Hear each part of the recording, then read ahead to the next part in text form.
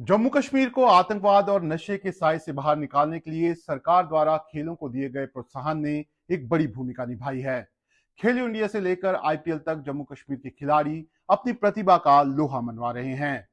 सरकार ने खेलों के बुनियादी ढांचे में सुधार के लिए करोड़ों रुपए का निवेश भी किया है। सरकार की इन सभी कोशिशों का असर जमीन पर भी देखने को मिला है। लेकिन इन सब के बीच एक ऐसा मुद्दा है जिसका हल ना निकलने से जम्मू कश्मीर के खिलाड़ी खुद को ठगा हुआ महसूस कर रहे हैं। यह मुद्दा जम्मू कश्मीर में स्पोर्ट्स कोटे के तहत होने वाली नियुक्तियों का है, जिसमें सरकार पिछले 12 वर्षों से कोई स्पष्ट नीति लाने में नाकाम रही है।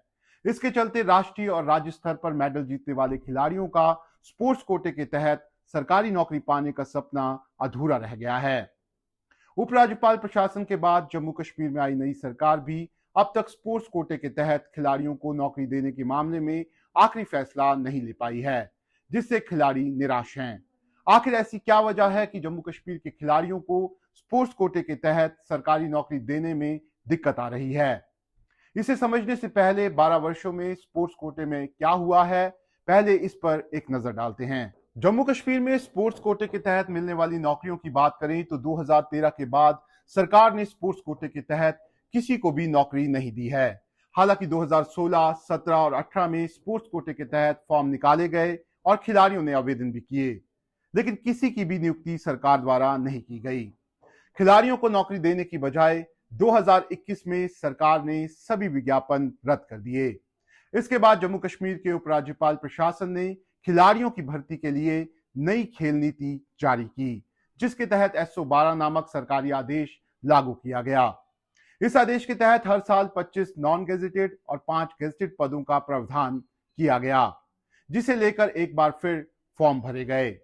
लेकिन जब सरकार ने नियुक्तियां करनी थी, तब एक बार फिर नीति में बदलाव करते हुए SRO 412 जारी किया, जिसमें कुछ संशोधन किए गए। इसके बाद भर्ती प्रक्रिया फिर से शुरू की गई और जुलाई 2024 में प्रोविजनल मेरिट लिस्ट जारी कर दी गई। इसी दौरान जम्मू कश्मीर में चुनाव हुए और नई सरकार आई, जिससे खिलाड़ियों को उम्मीद जगी कि अब जल्द ही उनकी सूची जारी कर दी जाएगी। इस दौरान सभी खिलाड़ी सरकार से भी मिले, जहां उन्हें यह विश्वास दिलाया गया कि जल्द ही उनकी सूची जारी कर दी जाएगी। लेकिन अब तक सरकार की ओर से इस मामले में कोई आदेश जारी नहीं हुआ है। ऐसे में पिछले 12 वर्षों में जम्मू कश्मीर का अलग अलग स्तर पर नाम रोशन करने वाले ये खिलाड़ी अब निराश हो चुके हैं। इनमें कई खिलाड़ी ऐसे हैं जो ओवर एज हो चुके हैं और अपनी आखिरी उम्मीद इस नौकरी से लगाए हुए हैं। कई खिलाड़ी ऐसे हैं जो आर्थिक तंगी झेल रहे हैं और कुछ मानसिक व शारीरिक समस्याओं से जूझ रहे हैं। सूत्रों के मुताबिक इन खिलाड़ियों की नियुक्ति का फैसला उपराज्यपाल और सरकार के बीच अटका हुआ है।